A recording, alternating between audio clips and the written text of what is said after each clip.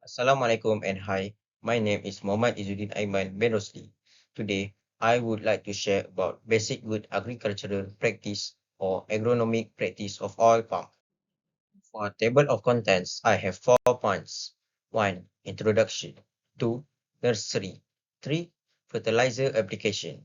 4. Pest and disease management. Introduction of oil palm.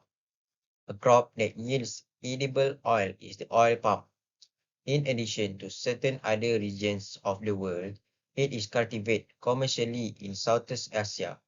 Malaysia is not the native home of the oil palm. It originated originally from West Africa and was introduced into Malaysia by the British as a decorative plant in the 1870s. Tenera, a hybrid of the Dura and Piscifera species, is the oil palm species that is most often planted in Malaysia. Tenera was picked because provides high yields for both palm oil and palm kernel oil.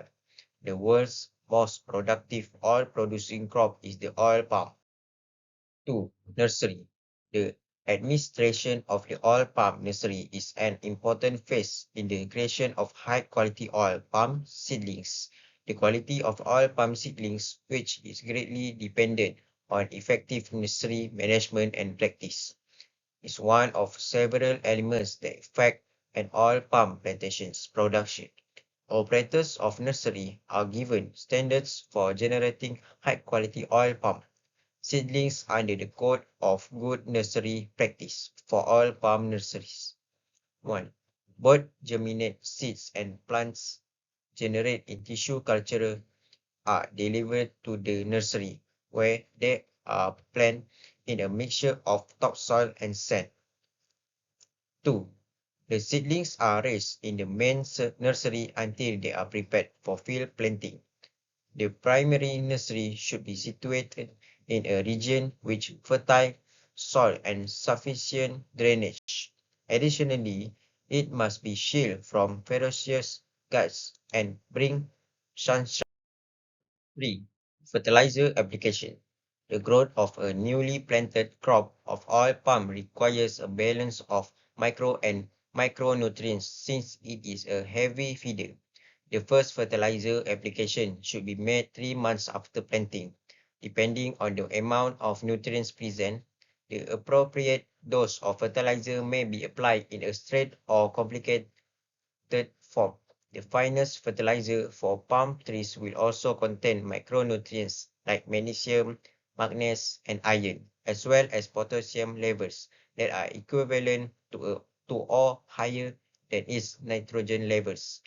It is advised to use low-release fertilizer made especially for palm trees. Granules or pellets should be placed to the soil precisely above the root zone, underneath the canopy, and fertilizer should be administered to moist soil, depending on the recommendations of the individual brand. Palm tree fertilizer should be sprayed 1 to 3 times annually. Pest and disease management. Pest and disease management options exist for oil palms. Some of these methods include maintaining a healthy cover of soft weeds or legume plants that attract natural enemies of pests, maintaining a clean plantation to help prevent outbreaks, keeping snakes and other predators alive to help keep rats under control, and maintaining good access to the palm to help find pest and disease outbreaks at an early stage. Pest control for oil palms may be done in a number of ways, including using synthetic insecticides, biopesticides, semiochemical lures, cultural practice, and integrated strategies. However, depending on the target insects and geographic region, this approach efficiency, price, availability, and influence on human and environmental health might vary greatly.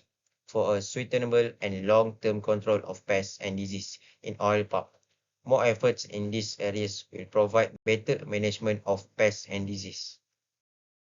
In addition, due to its effectiveness, long shelf life, adaptability, nutrient contribution to economic growth and job creation, and affordable price, palm oil is very well liked. About 33% of the world's 2014 oil production from oil crops came from it.